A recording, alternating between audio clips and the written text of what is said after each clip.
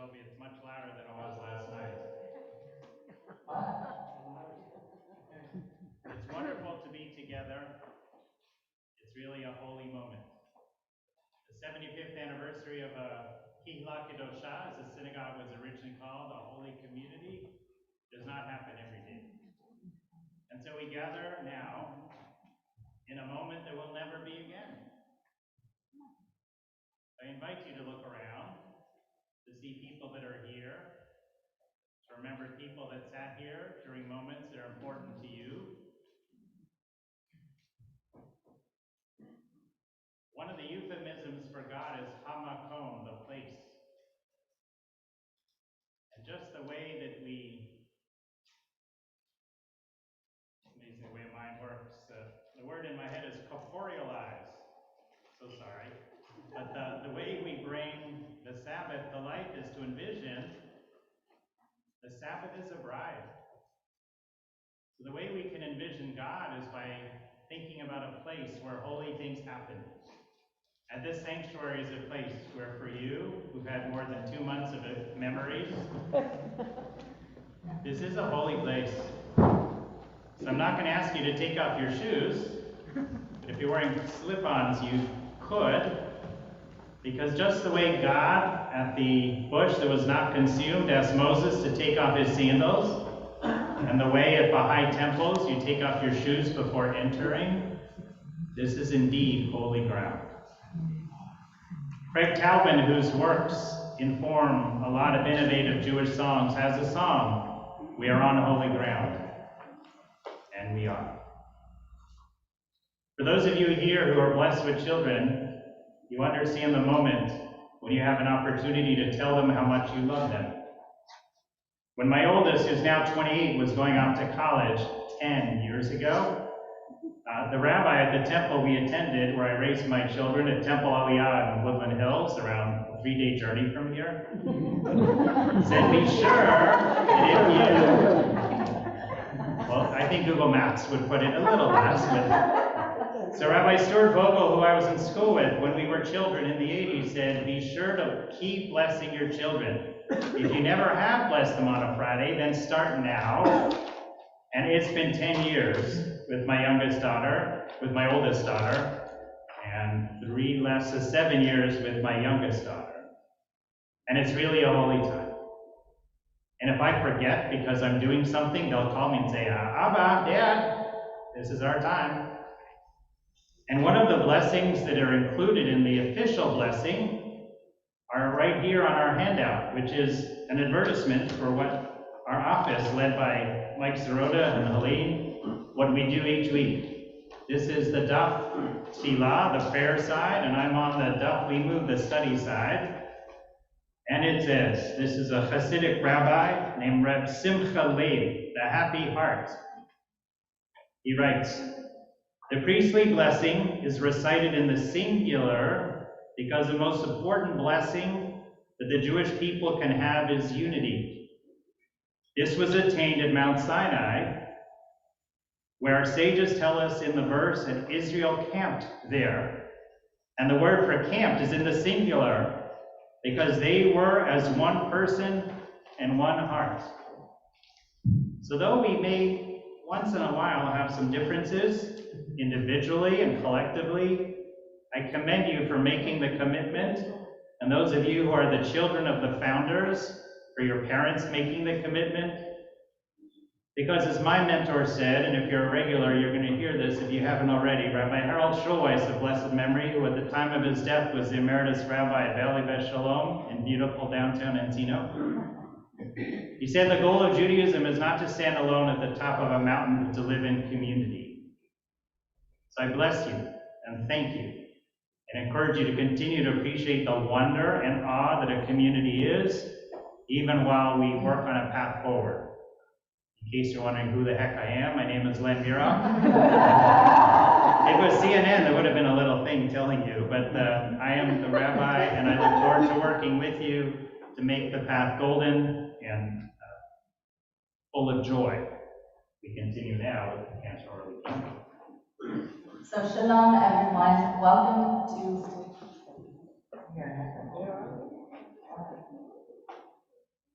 We don't teach this in Cantor Orly.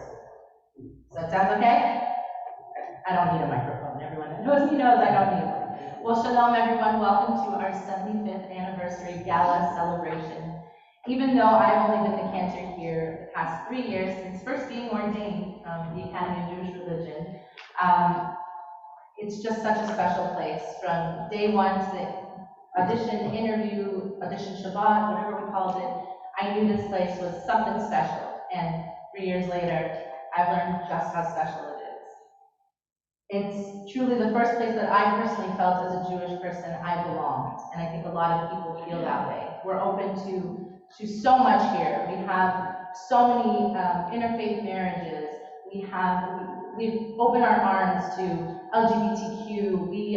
We don't turn people away, which I guess is a great problem to have, right? When people would come and visit here, I'd go up to them and say, "Hi, where are you from? How'd you hear about us?" We showed up on Google search. I said, "Yes, that's great." And so after the service, I said, "Well, here's my email. Reach out to me. We'd love to continue. It's so important to do that." And the one constant, the one thing that so many people would email me was, "I felt so welcome at Temple Beth David. I felt like I was home." I see a lot of people are nodding their head. That same feeling that I had, other people were having. And I said, "This place is so special." Little did we know a pandemic would hit, but let me tell you, TBD is still here, still strong, and here we are today celebrating 75 years. So TBD, we have a really special program tonight for you, Rabbi Len and I. We've only been working 2.5 months. It feels a lot longer, I'll tell you that. Which is a good thing and a bad thing. It's a great thing, Rabbi. It's a great thing. But we have a really special program for you. And if you're looking around, we have founding members, we have children of founding members, we have, members of TBD that have been here 30, 35, 60, 70, 75, We've had people here for a very long time, and that also says a lot about a temple. That to me speaks more volume than anything else. So we hope you'll take a look at the tribute book. The tribute book I put together for Rabbi Hoffman, who is unable to be here tonight, but he was the rabbi here for 45 of the 75 years. So take a look at all the pictures. If you want a tribute book, everyone told me I need to tell you this. If you want a tribute book, email me, and I will send you the link. I like finding sales and deals, so it is 50% off for the first book. So it's going to be $40 instead of $80, which they said. So it's affordable. So tonight, I hope we all enjoy this program. We're going to have a night of dancing, of fun, of music, and making lots of more beautiful memories with Temple Beth David community. So Mazal Tov, Temple Beth David, here is to 75 more years. And so, at this time, we want to acknowledge everyone that is here tonight. So hopefully everyone will be standing by the end. So if you were a past president of Temple Beth David, please rise. Be proud. Be proud. You know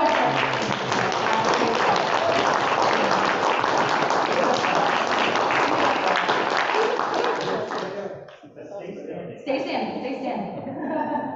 If you are a founding member, well, hold on. I always have an order. I know. If you are a child of a founding member, please rise. If you're like part of the family, not necessarily still family, please rise. If you're not sure, please rise. If you had a confirmation here, please rise. And you can stay standing. Raise your hand. We want to acknowledge you. Oh, beautiful. The tribute book has hopefully all the confirmation classes, I hope. If not, we'll send you the pictures. Stay standing. Everyone stay standing. If you had a bar bat mitzvah here, please rise. There you go. Raise your hand. Yes, if you're already rising. I hope this brings a lot more people. If you had your wedding here. Oh, wow.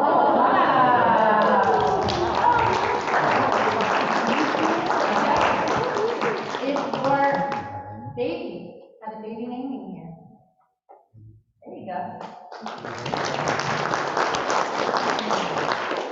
know this will bring a lot. If your kids attended the religious school here, raise your hand. Oh, yes.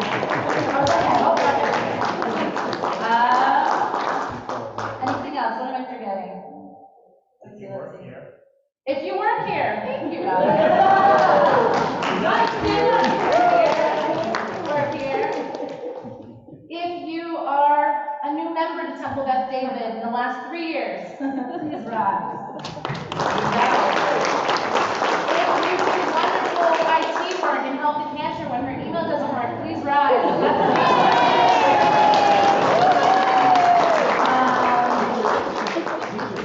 Yes, if you're a teacher here or were a teacher here, please rise or raise your hand. If you are a member of the Temple Beth community, please rise. And I think this is the last one. I hope everyone's understanding. If you're a member of our board, our current board, or possibly, there you go, there we go. Raise your hand. They're like, Okay? And if what? And you can run an afternoon school program.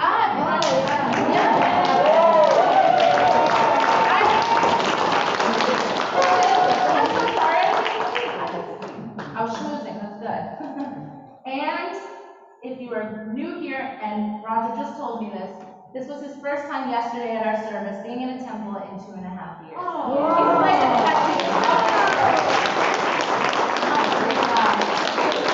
hope that everyone, if you throw it up, I want everyone to stand because our community is so strong. I always tell them before I leave, I'm making shirts that say small but mighty. Because let me tell you, this place is small but mighty. And so, what did we miss? What have you done or been, or who are you all the way in the back? Or if you're wearing a jacket in services for the first time in If you are here in person and you are so happy to be here celebrating the 75th, please rise. There we go.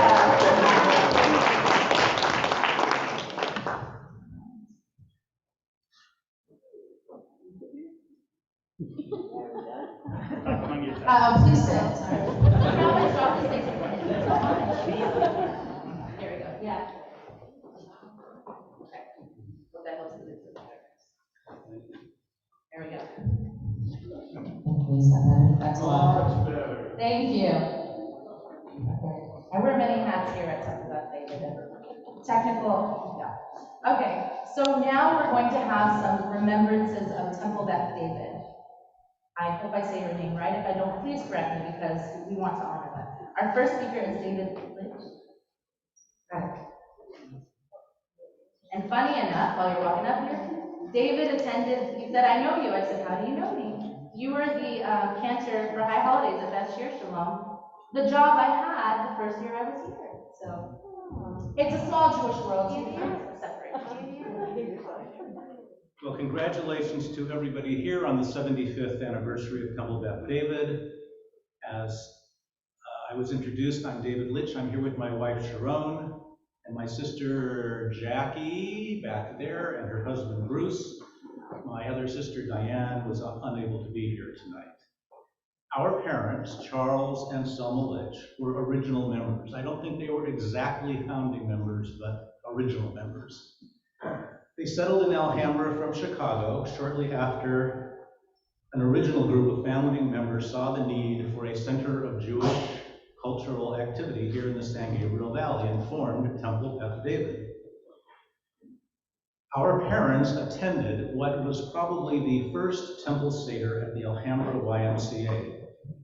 Paul Schliff, one of the original members, asked, "Can anybody play Adon Olam?" The story, repeated for generations, is that my mother, an accomplished pianist, was conspicuously silent, but my dad said, "Selma, can't you play Adon Olam?" And the rest is history. That began 40 years of my mother being the organist and choir director here at Temple Beth David. Sitting at the organ, which unfortunately I don't see anymore, but I remember sitting here and looking at her back for many, many, many services. My sister Jackie filled in at the organ or the piano when my mother was not able to, but mostly Temple Beth David was the center of my family's life. My father was president in 1950. He was on the board. He taught religious school. He was the ritual chairman, which meant that he stood in the back and paced back and forth, probably because he had shtilkas and didn't want to sit through the service like everyone else. My father also led the congregation's sponsorship of resettlement of boat people, refugees fleeing Southeast Asia after the fall of South Vietnam. What I remember as growing up was my family sitting around the dinner table and often speaking about issues, happenings at the temple. The conversation I remember most was my dad reporting his constant argument at the board meetings with Saul Ronis, who was an accountant on the board and one of the members. The temple was having issues with money, which always is a continuing problem, I'm sure. And Saul Ronis would harp at the board meetings on the necessity to balance the budget. But my dad, on the other hand, said, you can't run a synagogue like a business. And when the temple periodically didn't have enough funds to pay the mortgage, he would take it upon himself to call a few members who were able and raise the shortfall. I'm not sure who was right. Barry Richland and his sister Lori are here. I attended religious school at Temple Beth David from kindergarten through confirmation, and both of their parents, Isidore and Bernice Richland, were my teachers.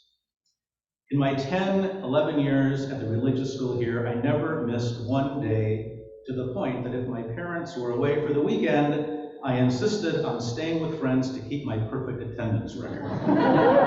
Where were my priorities? I have been mocked mercilessly ever since for never missing a day of Sunday school for my 10, 11 years. I'm marking for a lot of things. Jackie Perlis Nell is here with her husband, Bob. Jackie's parents, Miles and Camilla Perlis, were active original members, along with my parents and the Richlands. Their father, Miles, was the architect of this original synagogue. But that was just the synagogue. There was no social hall, there was no kitchen, there was no library, there was no classroom building in the back. It was just a rickety old shack that had the makeshift kitchen and a few classrooms. Yipsy Zlotnick, who was the principal of the religious school for a time, and his wife Marcia are still very good friends of ours. When he was principal, he imported a young woman named Sharon Skolnick from the West to be the confirmation teacher, and I married the confirmation teacher. We've been married for over 40 years, and in fact, Rabbi Lockman was one of the rabbis who married us in 1978. My sister Jackie is the one who has followed most in my parents' footsteps. She was a teacher here at Temple Beth David. Her husband Bruce converted to Judaism at Temple Beth David in 1964 by Rabbi Engel, and they were married here. Their oldest child Brian was named here at TBD in 1969. And Jackie carried on the tradition of being the pianist at Congregation B'nai Tzedek in Fountain Valley for over 25 years. They later moved to Corona, and both she and her husband Bruce have been active in the Corona Synagogue. Bruce is a past president there, and Jackie, ritual chairman at the Corona Synagogue. So we are thrilled to see that the tradition of Temple Beth David has been carried on. It has always been important for Temple Beth David to be a bastion of Reform Judaism in the San Gabriel Valley. Thank you for inviting us to join you in this celebration.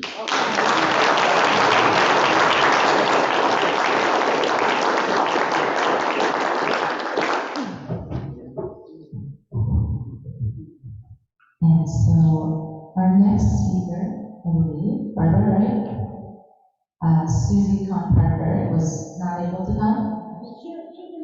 She'll talk on the phone. You can get a phone call to her. She'll speak on the microphone. Okay, so we're going to wait on Susie. If you want to call her, and yeah. I only have 7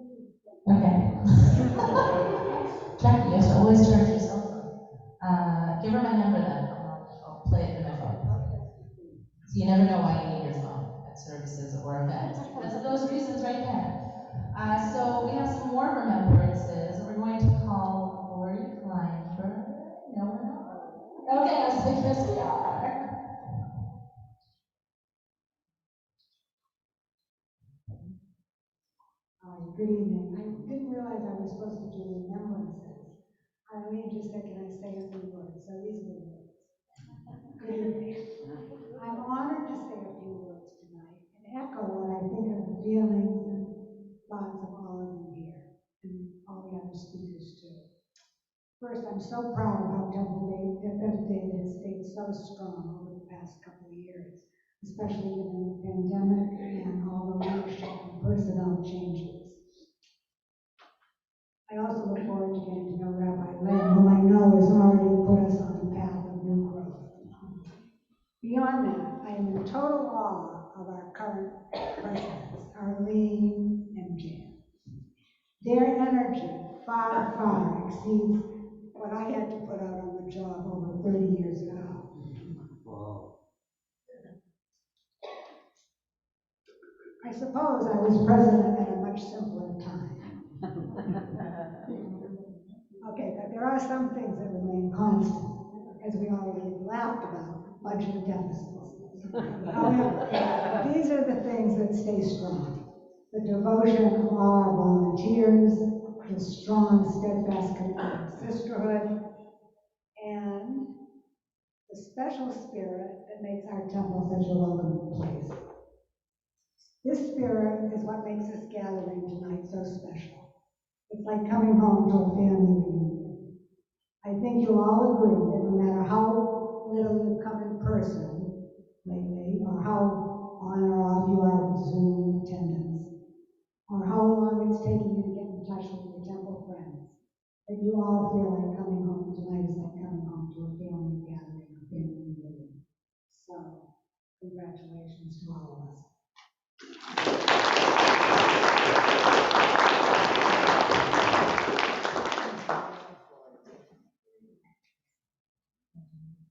At this time,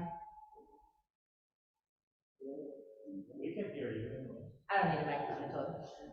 So at this time, we have our wonderful fundraising chair, Barbara, who's going to read some words from Marjorie Sander.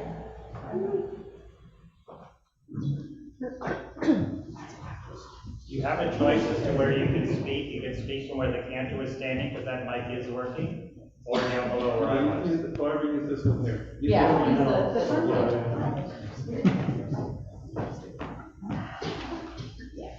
As Cantor says, this is a writing by Marjorie Sander, who's the daughter of founders Andrew and Jeannie Sander. And she writes, "It was a wonderful surprise to be contacted by Barbara Field in advance of Temple Beth David's 75th anniversary celebration. I'm sorry that I can't attend in person, though it's for a good cause, the bat mitzvah of a dear friend's daughter here in my hometown of Corvallis, Oregon.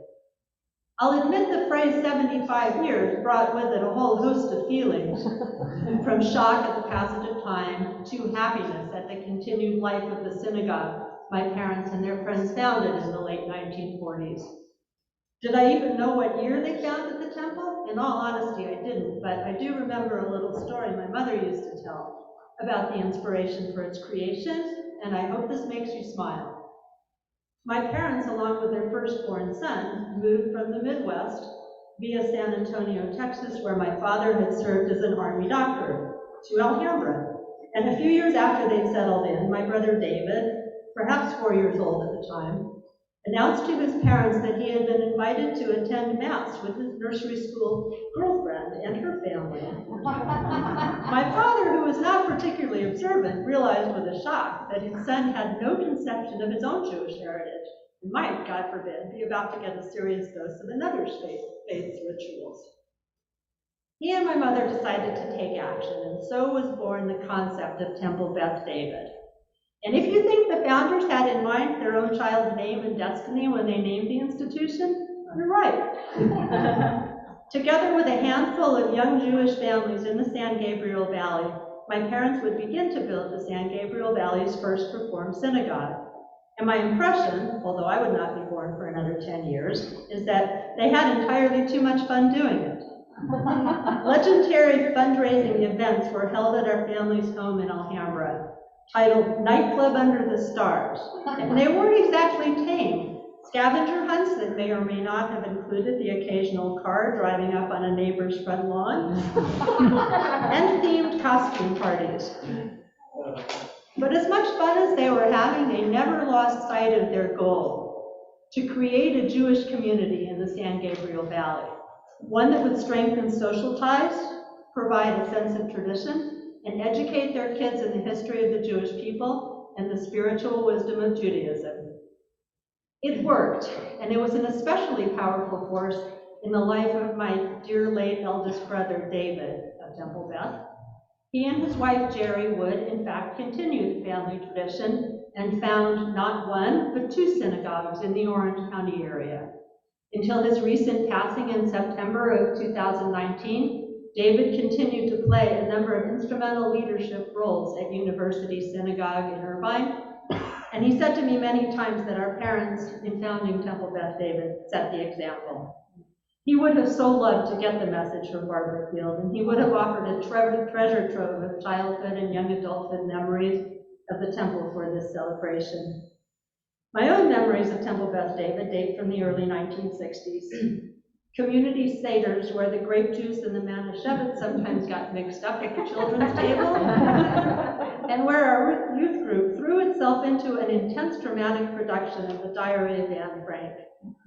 From Temple Beth David, we got on buses to go to wonderful weekend conclaves at Camp Hess Kramer, where we met other Jewish kids from the greater Los Angeles area, and spent our days and nights playing music, dancing, and learning our tradition, all of it enriching our lives and giving us a sense of our roots. But my favorite personal Temple Beth David memory is of standing in a line at the ripe old age of 6 with other members of my Sunday school class to receive apples and honey from the Sukkot booth. And while we waited, a classmate and I got engaged and decided we would have no fewer than 8 children. It was the early 60s, mind you, and there were no cell phones.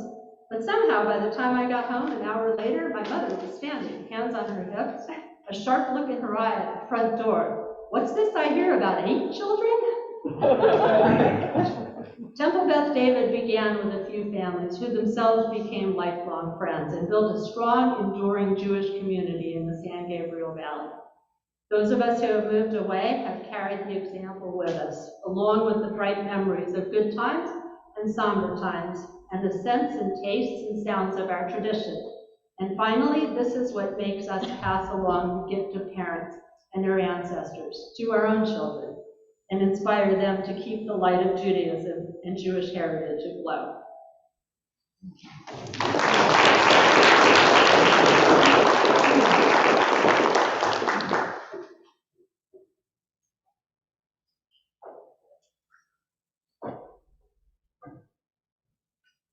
We're friends, I'm not condemned.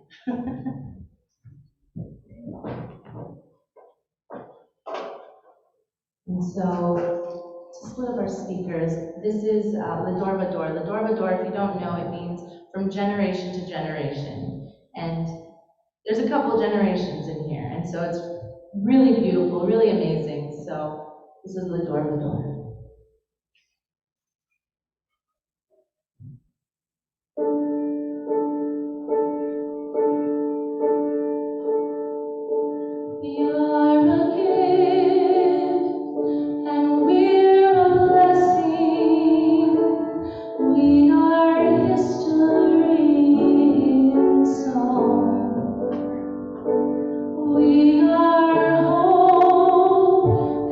We are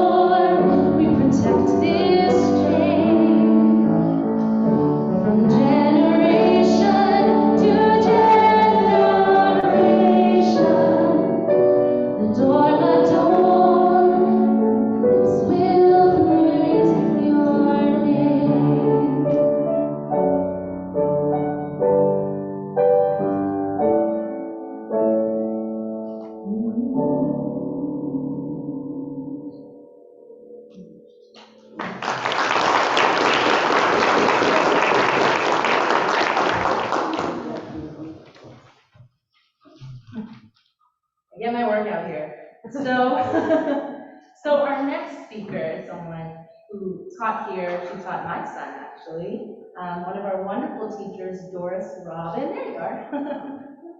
Come on up. Come on down.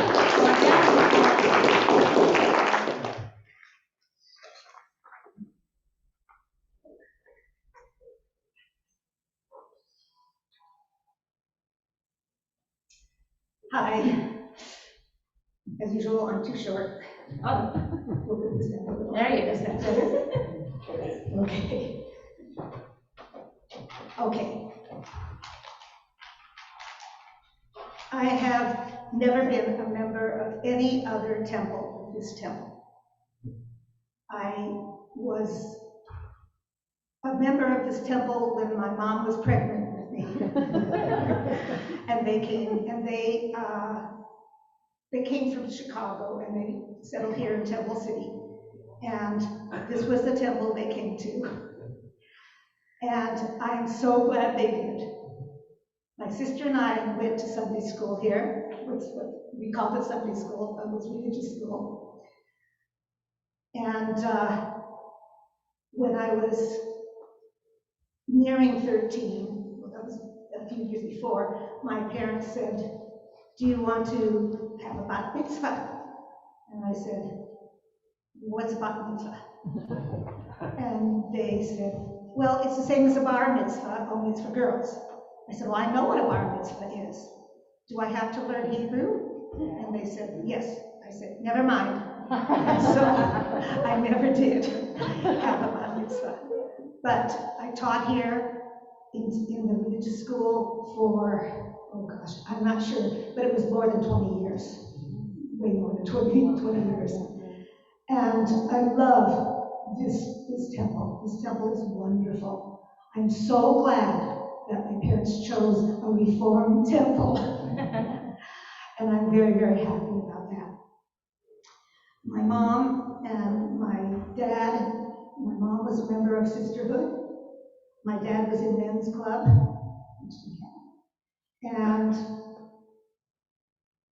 I taught religious school for a long time. So did my sister, the younger sister. She taught Sunday school here, religious school. We call it Sunday school. I remember when we did not have the sanctuary the way it is now, when we had the classrooms in the back and the building where the kitchen is, where the kitchen is now. But that was a white clapboard building. And that's where, say again? Yes?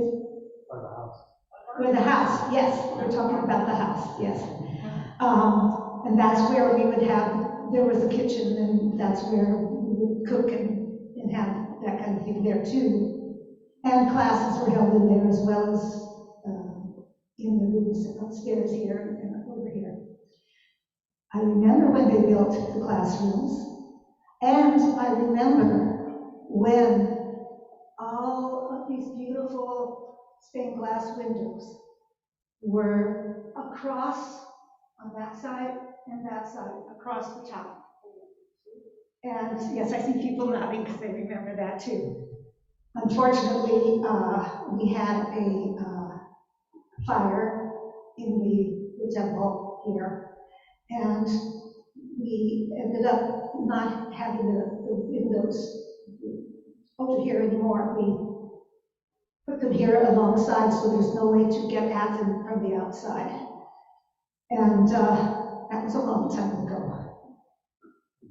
When we first started out, we did not have this kind of space. So on High Holy Days, we were kindly allowed to use the Mormon Church's sanctuary. And we would go in there and have our High Holy Day services.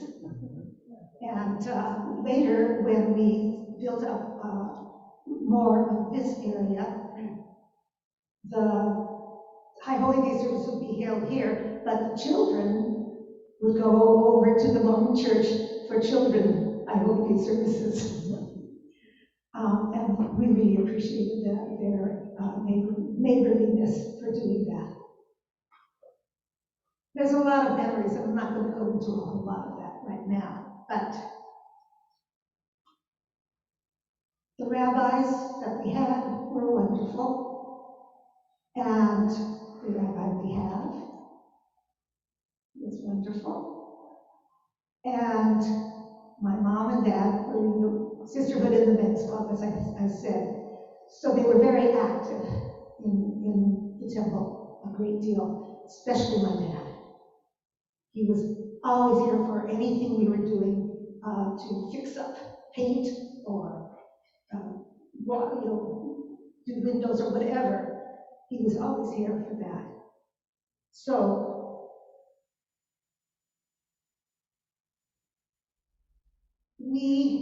I remember all these things, and I look around and I see many, many, many familiar faces that have been here for a long time, and I have been here for a long time.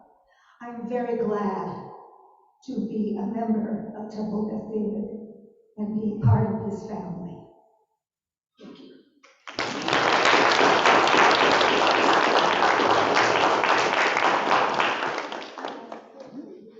And thank you, Doris. Next, we have the first president that I got to encounter here. And I was very excited. He was younger than me, and I went, how's this gonna work out? So it was wonderful. So Michael Edelman, as you know, Mickey Edelman. Thank you, Cantor. Move the mic back up here. And it was an honor to sign your contract. You've done a wonderful job here. And thank you, everybody. And also, I wanted to say we never gave a round of applause to Barbara when she was up here for organizing this whole thing.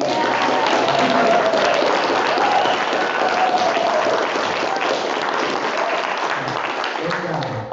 So for those of you who haven't met me, I'm Mickey Edelman. And it was actually about almost exactly 10 years ago, next month, that I moved to Southern California to work in environmental engineering, and I stumbled on this little place called Temple Beth David. And the very first time I came to the building, they were setting up for an outdoor service because it's Southern California and you can do that. And then Cantor Richard Schwartz asked me if I wouldn't mind terribly helping move some chairs out into the courtyard. And I've been volunteering ever since.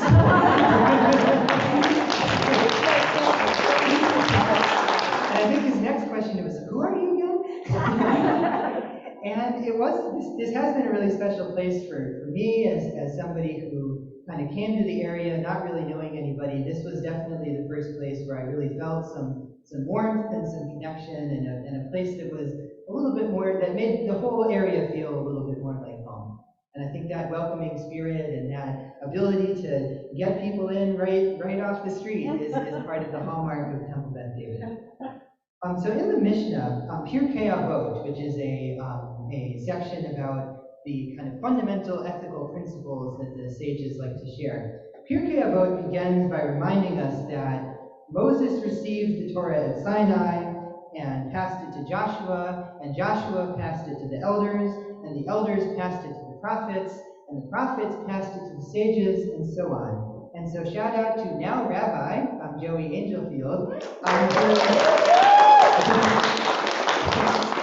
who taught me an interesting interpretation of that section from Pirkei Avot, which is that it's really about Jewish community and about how in every generation it's our obligation to take the Torah and to pass it along. And so on this occasion of the 75th anniversary of TBD, I'm reminded of this obligation. And I think it's a good time to think about what we mean by carrying the Torah.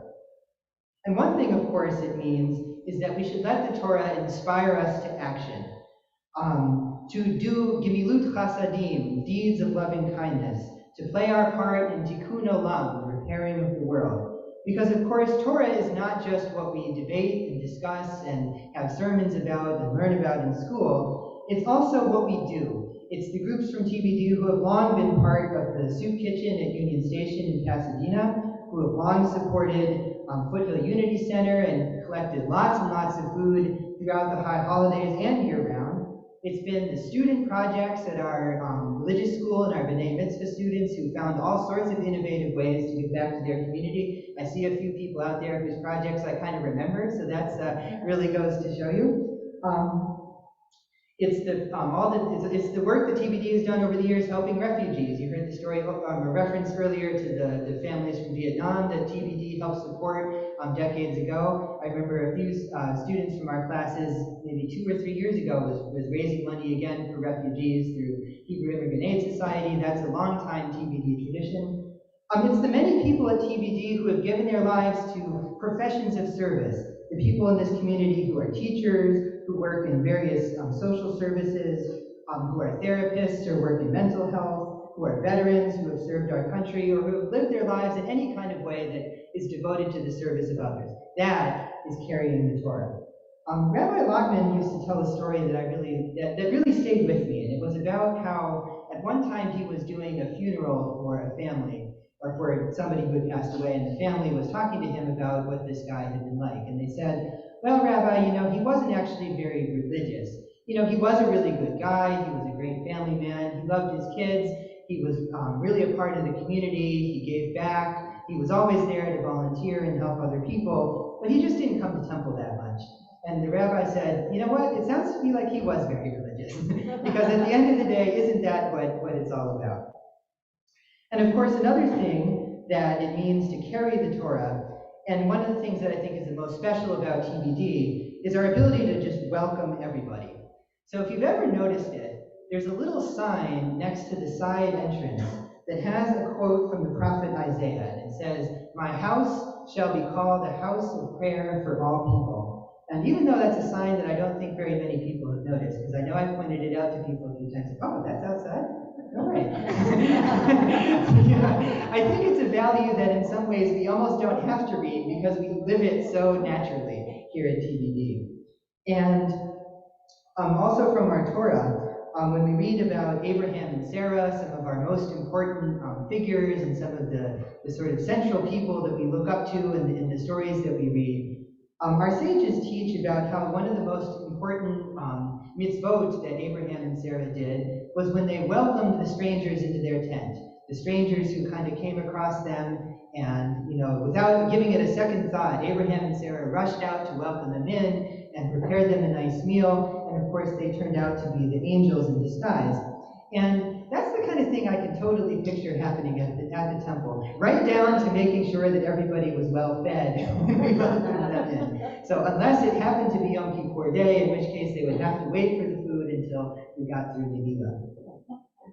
So, and people have, before me have been talking about all their different memories of all the different things that people do at TBD. It's remarkable when you think about a community of this size, what we're able to do.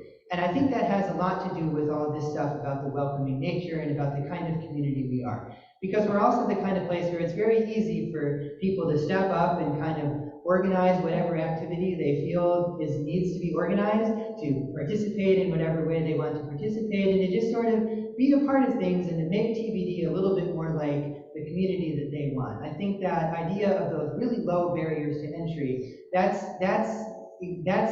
what makes this community special. That's what a welcoming community should be about. So, cheers to our next 75 years. May it be another many decades of welcoming, many decades of acting on our principles, and welcoming all who come to our doors. Thank you.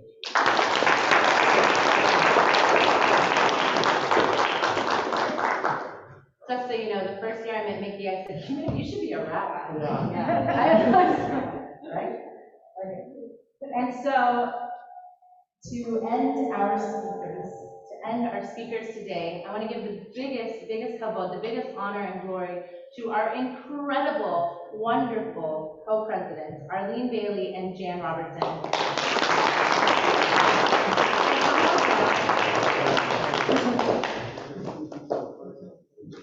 Susie Clark-Parker, we're waiting for the follow-up. Yes. Yes, Jackie and Susie Kahn Parker. The beauty of phones and Zoom, we could just call you. Yes, let her know, please.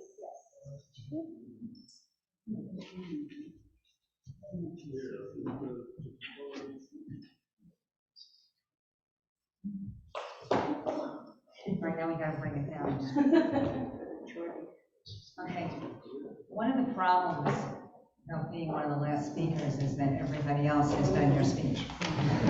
So I'm gonna have to improvise a little bit. So if you don't know, my name is Arlene Bailey, and Jan and I were co-presidents.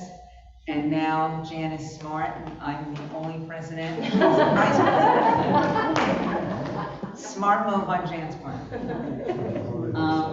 It is my pleasure and privilege to thank all of you, especially the founding children of the founding families, to celebrate TVD's incredible 75th anniversary. Personally, it's wonderful to know something and somebody is older than I am.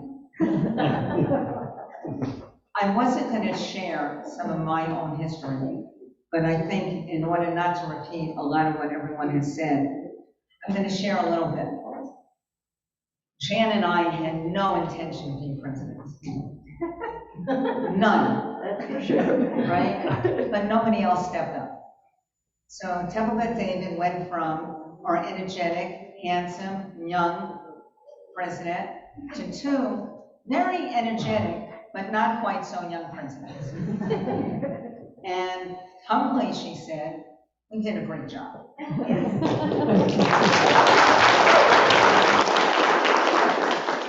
We had challenges, and why are we here?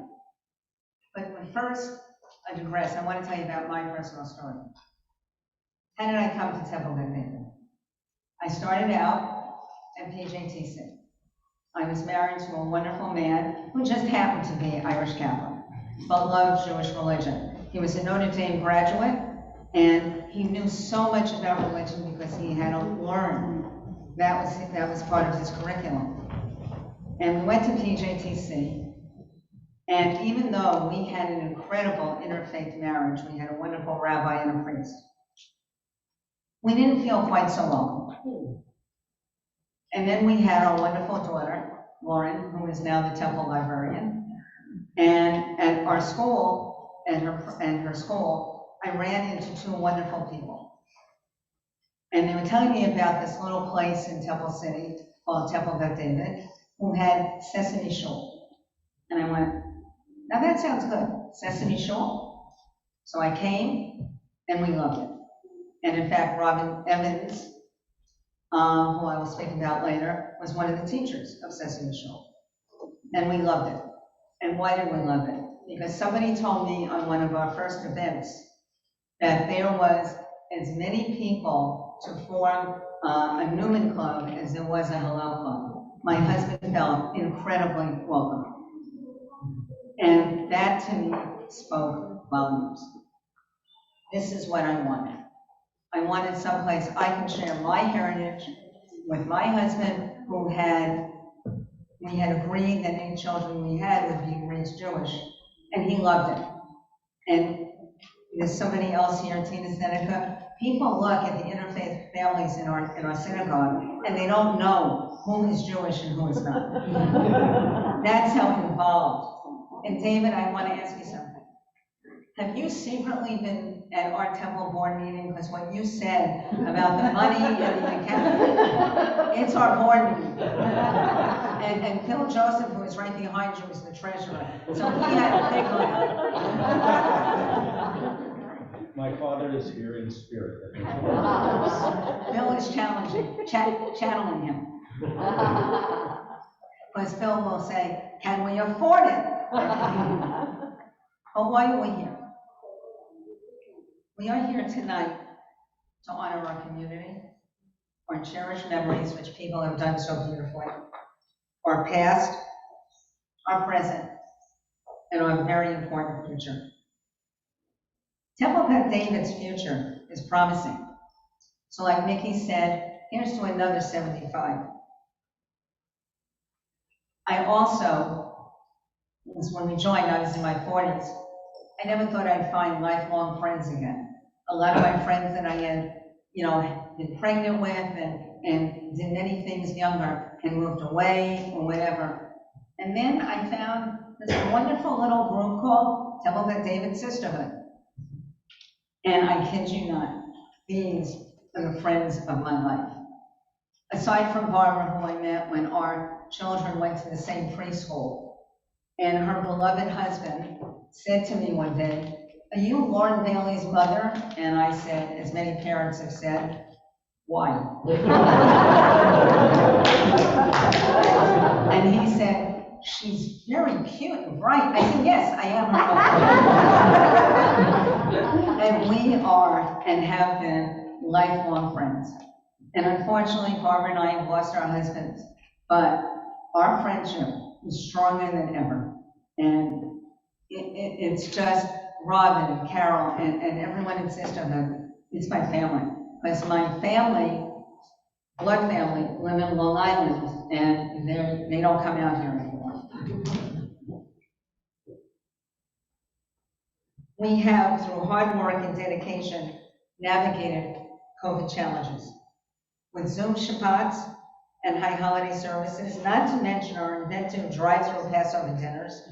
And we always had Sisterhood's famous latke mix and hamantashen to make certain no holiday went uncelebrated, not for anyone.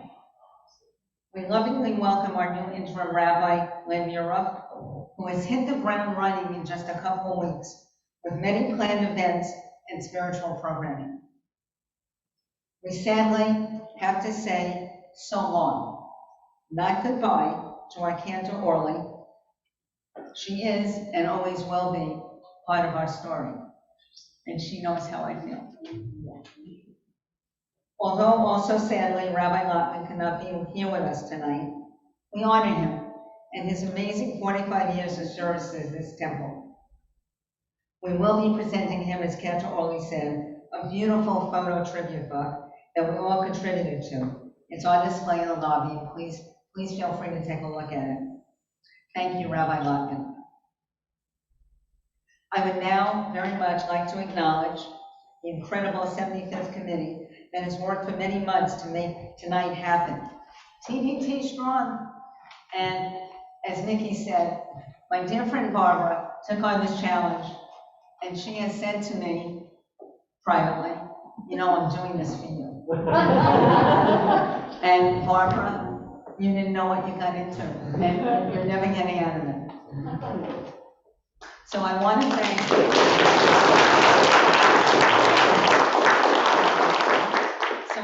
thank each and every one personally. My dear friend, Jan Robertson, who too many things she has done, especially her famous ragu, which you will taste. The amazing, and I cannot, this is amazing with a capital A, Robin Evans and Jackie Green, who personally made all the food you enjoyed tonight.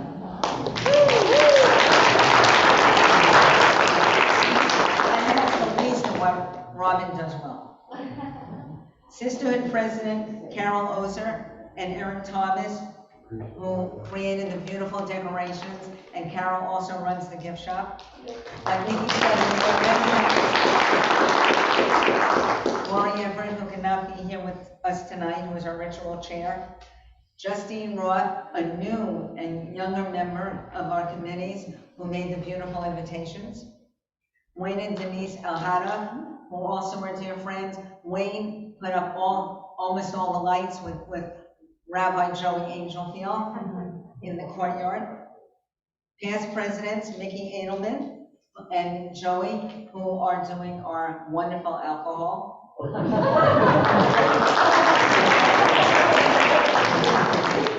And last but not least, his lovely wife and my goddaughter-in-law, photographer tonight, Lauren Angelfield. But personally, it means so much to meet all of you who started this wonderful community, because without your families, I wouldn't have a family, and we all appreciate it. Jan and I have said this, when your families are not close, or you need something else, you need a community, This is a community that does not judge. And I can't explain that there isn't somebody who walks in. You can be interfaith, you can be LGBTQ, you can be anything, you can just want to understand about Judaism. We are here, and we are going strong. So I want to thank you for being here, for sharing your memories. It was very special to each and every one of us who are here now and keeping this temple strong. So now I want to pass the baton over to my dear friend Jan, who is going to present a very special plaque for the Federation.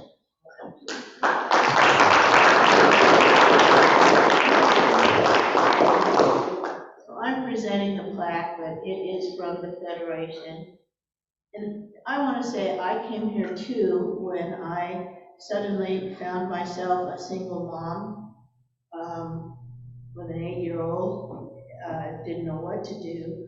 And there was a Jewish community here, and it was so helpful to me. And my daughter grew up, and she's almost 50, and she lives in Washington State. And my husband and I, because we were at the bat mitzvah of a young woman who's going to be a very famous violinist one day, whose mother is from Singapore, who asked me to hand the Torah down to her. We became the temple grandparents. And until he died, we were the temple grandparents, and it was just really a special part of our lives. And I have nobody in my family in Temple City anymore, except this family. And it's just so precious to me. And again, thank you for putting a Reformed temple here. I mean, there's not any other in the San Gabriel Valley. Okay, so this is from the Federation. It says, recognition award presented to Temple Beth David to commemorate and celebrate the congregation's 75th anniversary as a Beit Tefillah, house of worship, Beit Midrash, house of study, and Beit Knesset, house of gathering. The world stands on 3 things: Torah, prayer, and acts of loving kindness. Pirkei Avot, Jewish Federation of the San Gabriel Pomona Valleys, June 11th, 2022.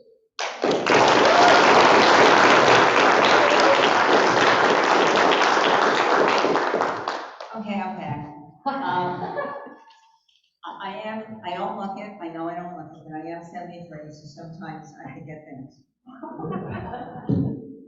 There are certain people you can't do without.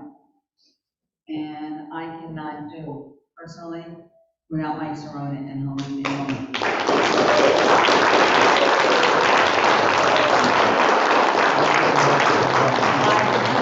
I could not and would not still be president if it wasn't for Mike. Mike, I can't do it.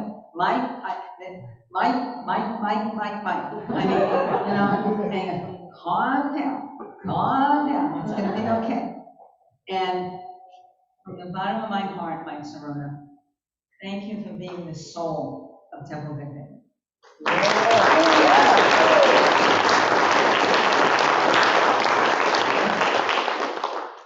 And Barbara asked me to say something, and unfortunately, our digital slideshow did not happen.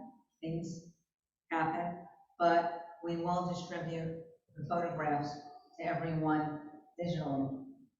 So thank you all for participating. Thank you again for putting up with my speech.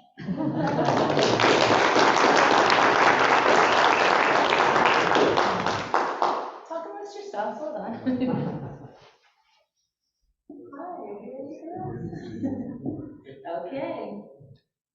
Okay. This is new for me. Wonderful fun. All right. And so if you want to just say your name and then your speech, and you're on a microphone. Okay.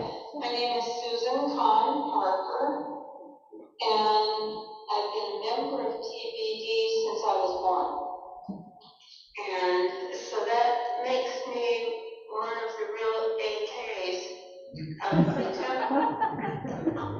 Doris is up there with me. Yeah. Doris Robin and I went to Sunday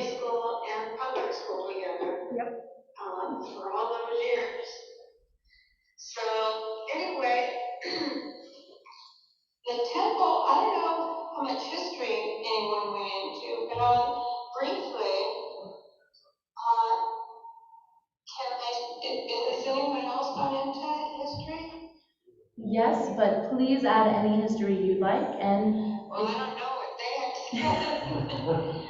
But, the temple was started in 1947 because my oldest sister, Barbara Bunky Khan, was in preschool with David Sander. And she fell off her trike one day and he kissed it to make it better. They became very close friends, and one day when both the moms were shopping in a market in Alhambra, I think, they ran into each other, and Bunky and David started waving and yelling at each other. There they are, there they are. So the mothers went over and let them talk, and of course they got in a conversation, and they discovered that both kids were ready for kindergarten, and there was no Reform temple out in San Gabriel Valley. So the alternative would be to trek down to Wilshire Boulevard Temple every Sunday, and I don't think anyone was interested in carpooling that far.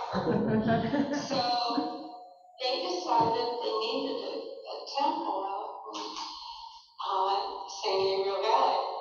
So as luck would have it, my granny, my dad's mother, lived in South Georgia near the Alabama border, and they had a circuit rabbi that came by, and she got to talking with him one day when he was saying he was going to be moved to California to start Reform congregations out there.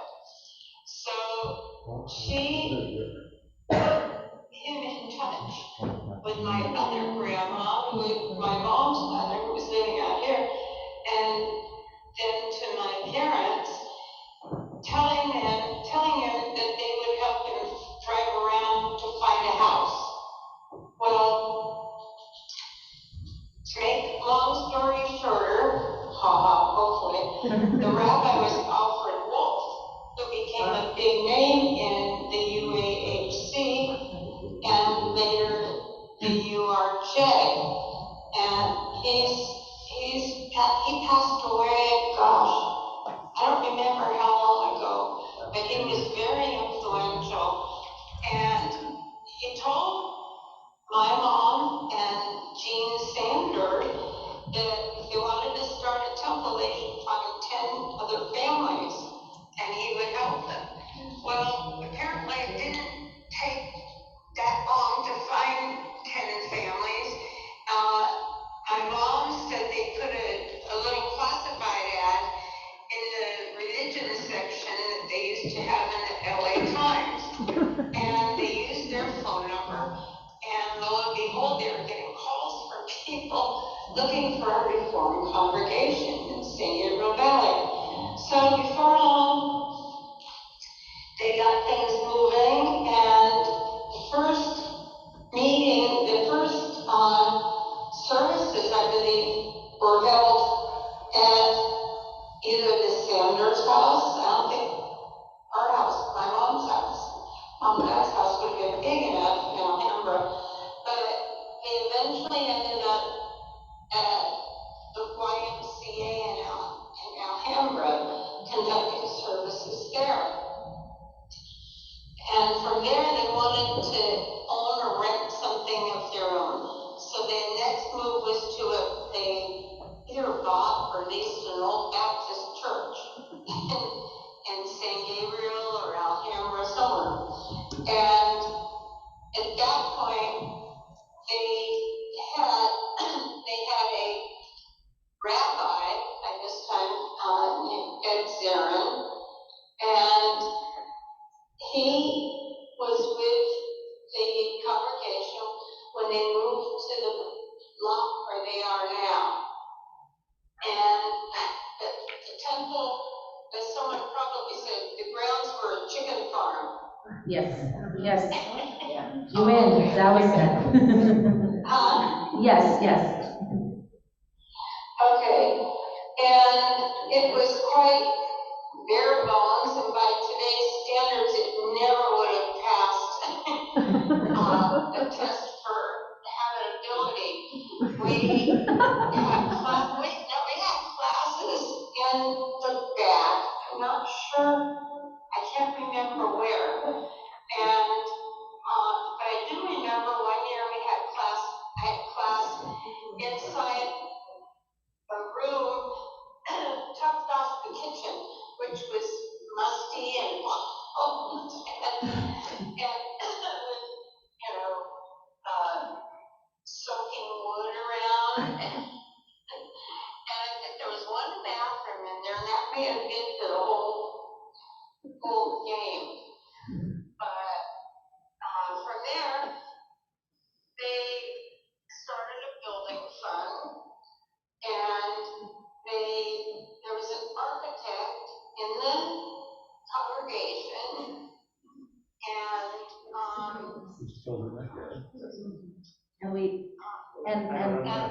And we have some of the children here who are going to continue on with their speeches, and we really want to thank you for sharing that. I wish there's pictures of the farm and you guys attending.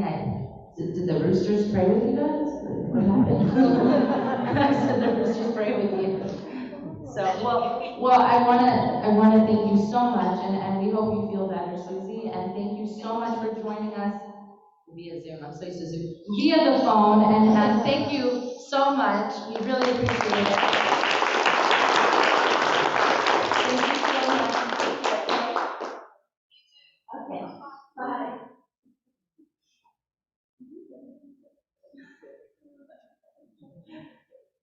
We gotta laugh. We have these moments that we're gonna remember. You want new memories? That's one. That's a very new one. So, and I believe, yes. Roger. I cannot play like you, Roger. I can play close to you, like I should say. You have your Kleenex with you? No. I'm saving it.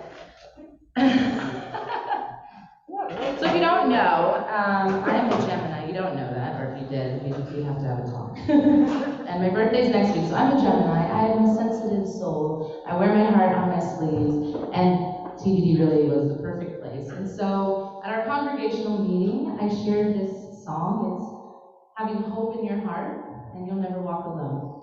So what happened last week, which was just so special, the first verse everyone joined in on. So I invite all of you who know this, join me. The second verse are words that I wrote for TBD.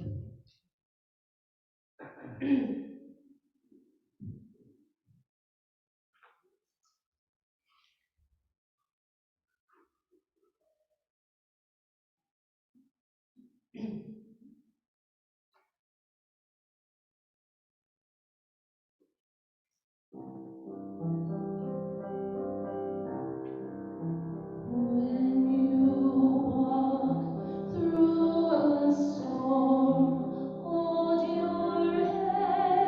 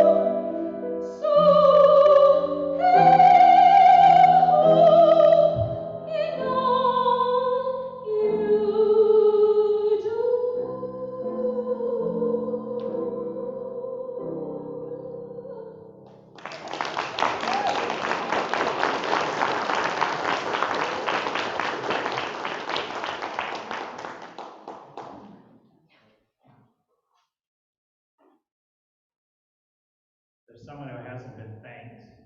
Let's give a big round of applause.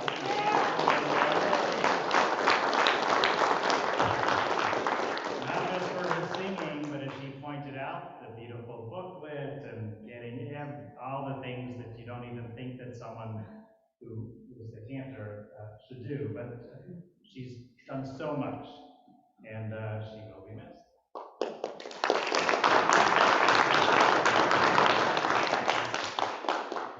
So now we have the Jewish part of the program. It's a pity. Well, he signs the check, so I won't say anything. So there are three things that go into doing. Are you waving? What?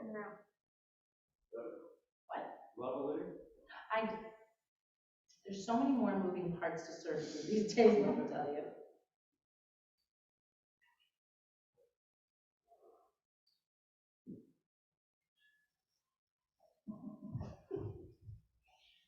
There are three things that go into Havdalah, the transitional service.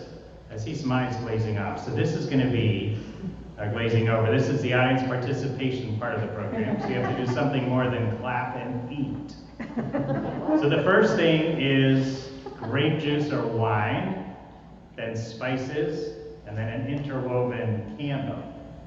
So rather than my telling you right off the top what I think, I see so many worried faces. What I think goes into the meaning of each of them, I want to ask you, why do you think that as Shabbat is ending, the rabbis of old, when we were young, we thought didn't know anything, but it turns out they were pretty wise? Why do you think we have grape juice at the end of the service?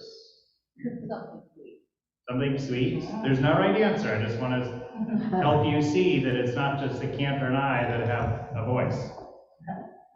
Why else do you think? What is it about grape juice or wine? Mickey, Rabbi Joey, you were involved in the wine. What do you think? It takes time to make it. It takes time to make it, okay? How does that connect to beginning the new week? Rabbi and could have been a should have been a rabbi. I mean, Joy, that's where they're two different people. But it's not only them. So it's something sweet. So we're beginning a week. So we're beginning to take some time. Good. Is that enough? Should I go on so you don't get really uncomfortable? So one of my teachers, Rabbi Harold Schulweiss, who I referenced before, said, there's a reason we use wine and not just a grape. Because wine is a partnership between God and people. Judaism is about us having a say in what we do. This is a Reformed congregation. It's about involvement, and that which we feel is important goes into the mix of what it means to be Jewish. Okay, now on to the spices. Why do we include spices in Havdalah? Jan? Well, as we say, tomorrow Shabbat, we can have like a lingering sweet smell. Okay. It's like my voice won't go as high as hers, but she said, hey, before you go, if you want to sing a Shabbat, we will have a lingering other sense besides our taste, that there'll be the aroma of Shabbat that we will remember. Maybe not only spices, maybe all those wonderful things that we ate in the courtyard, or whatever we ate last night. So that Judaism is a multi-sensory experience. Anybody else on why it's the spice? Well, not to be a nitpick, but as compared to Shabbat, the week to come is a little bit, it stinks. Is a little bit what? Compared to Shabbat, the week to come, it stinks. So, it's nice to have a little bit of sweet smell. Like, you go back to work, worse. Well, or it's a way to elevate the possibility of the week to come by beginning the last part of Shabbat with wine and some beautiful aroma. And then the last piece is the interwoven candle. So how did we begin Shabbat? Use your hands, put your hands where the candles go. Thank you, the teacher got it right. Good. So how are the candles when we are ending Shabbat? Okay, everyone can do it. Pretend your hands are like a challah, all braided, right? And so what is that? So now I think we're gonna do that thing we did, here's the church and here's the. Okay, sorry, that's a whole other thing. And then you go like this. Is this being recorded? Are my parents gonna see this? I don't know. So, so we are together because a Beit Knesset, as was emphasized before, is a house of assembly. In Israel, if you've been, you see above the door, it says Knisa, a place of entry. Judaism is, Shabbat is not the be-all and end-all of what it means to be a Jew. Shabbat is a pathway into the rest of the week. So even if, oh my God, now you have to go to work. But Shabbat is aimed to elevate the experience of what it means to be involved in the work world. Thank you. This is a partnership between me and you, between the Cantor and those who will be on the pulpit with me. This is a commercial for Mickey, me, and our soloist Rena Strober in the courtyard this coming Friday night. So bring your instruments. We may have t-shirts. I'm just making this up. Those of us that are my age and older remember the Bee Gees. We may have the BDs. And we're ready. We're not going to be doing a lot of disco, don't get worried. But it will be a good time. So thank you for being here. I want to thank Helene. I think she was the only person that wasn't thanked. She's been in the office.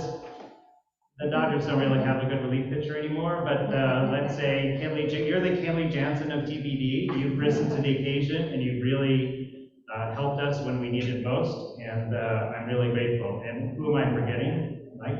We're good. Okay, we're good. So for those of you that might have been omitted, I'm very sorry. What we want to do now is to invite up, I spoke to David on the phone, and we would like anybody that's known David for longer than just tonight to come forward, meaning, all kidding aside, that your connection with the temple goes back more than 2 months or when you were a child. So please come up, because there are 3 things that need to be held. One is what the Cantor holds, which is the Kiddush Cup. So we'll ask David and anybody he's married to, and anyone that, so if anybody is from David's vintage, talking about wine, please come up and stand on this side, and you will be with David, and he will be holding the spices. And then how about Arlene and Jan and Barbara, anybody else who's on the executive, who's here now, please come forward. If I didn't say your name, please come forward. Anybody that's on the executive, anybody that volunteers to help Mike every Wednesday morning. Please come forward. So on this side, we're going to have the current executive, or anybody that represents sisterhood at meetings. Please be on the right side of the pulpit. So the organizers on this side, the vintage people on the left. Wait, but David, if you pick up the spices, and we'll have the co-presidents hold the candle, and Cantor Orly the grape juice. I used to try this when I was raising my 2 daughters. I would do this at the end of meals. They go, Dad, it only works at work. You can't get us to clean up the table by doing this. But I'm at work now, so please rise in any way you're able, even if it's just raising your hands, to praise God, to thank God for the blessing of TBD. And if you'd like to join the BDs, you don't need any musical talent, you just need a hand. So thank you. Shavua Tov. I was really excited not to wear a mask, but this is it. And so what we begin with is nigun, and nigun is a wordless melody. So for this, it's from the great Debbie Friedman for Gala, and it goes like this.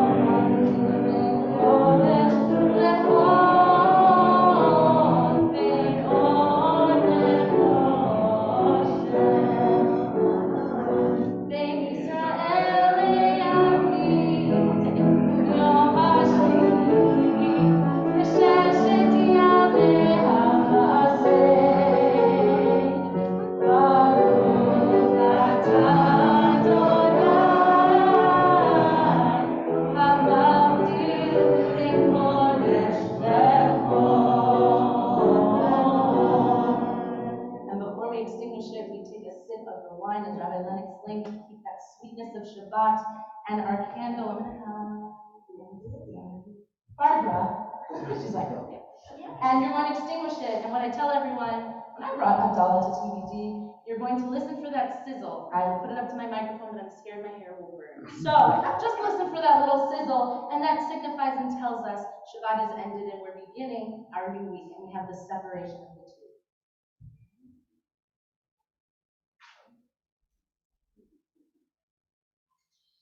There we go. Just like TBD, small but mighty.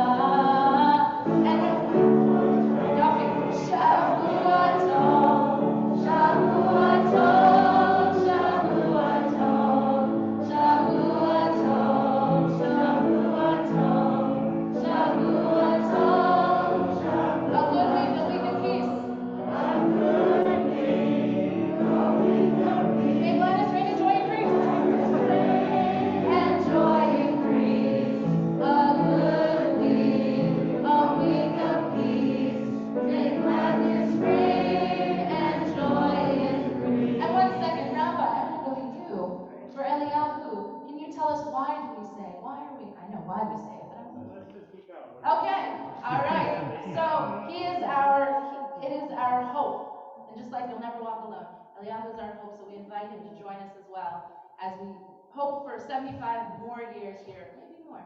So,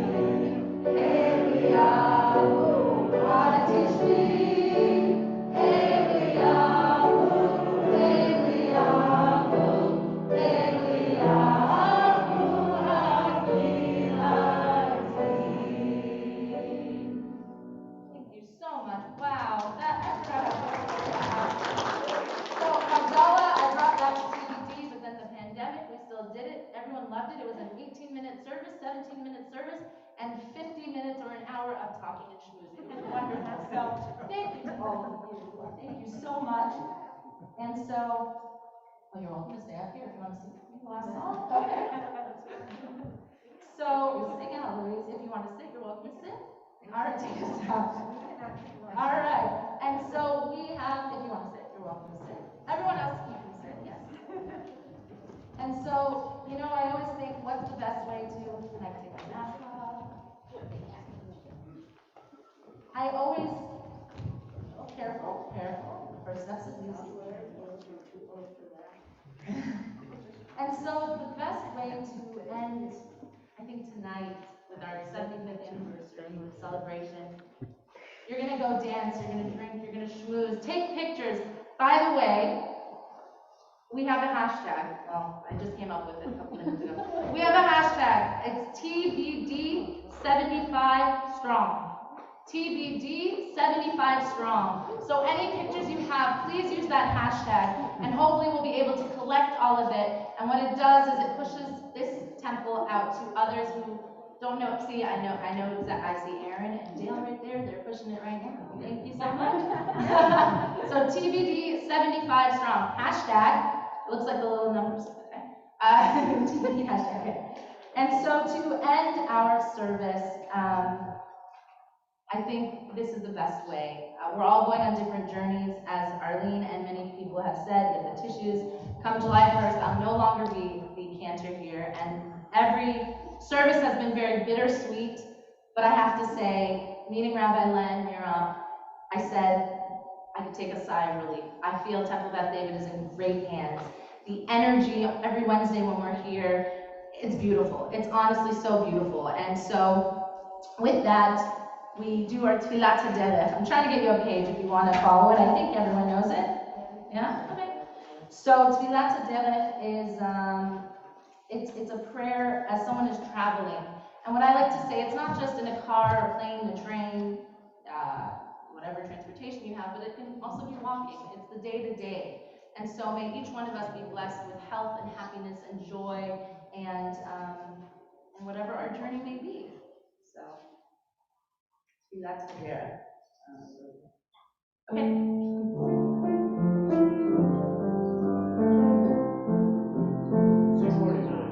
Thank you.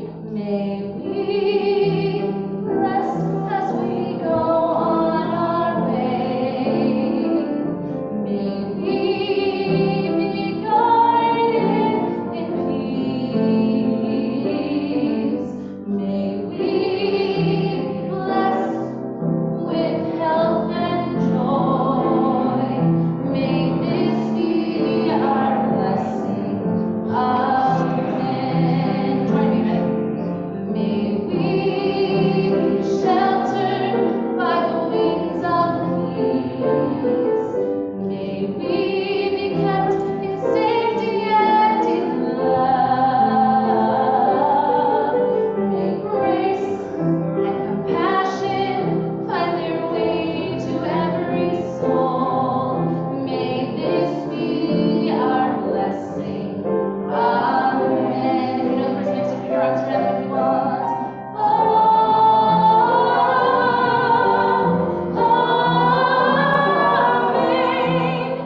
May this be our blessing.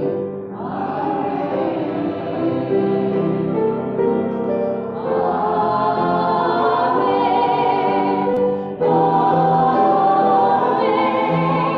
May this be our blessing.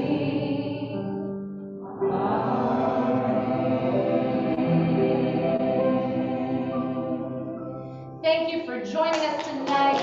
Here's the 75 years. We expect you to go dance, go schmooze, go drink, go eat, make memories. I already forgot the hashtag TBD 75 strong.